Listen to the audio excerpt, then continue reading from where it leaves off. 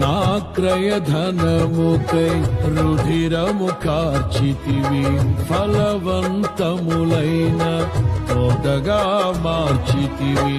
ఫలితము కొరకైన శోధన కలిగినను ప్రతిఫలముగ నాకు ఘనతను నియమించి, ఆశ్చర్యకరమైన ఆదరణ కలిగిల్చి, అన్ని వేళలయందు ఆశ్రయమైనావు.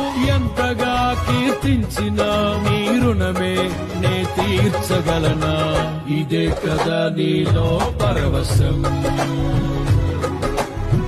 మరువలేని తీయని జ్ఞాపకం.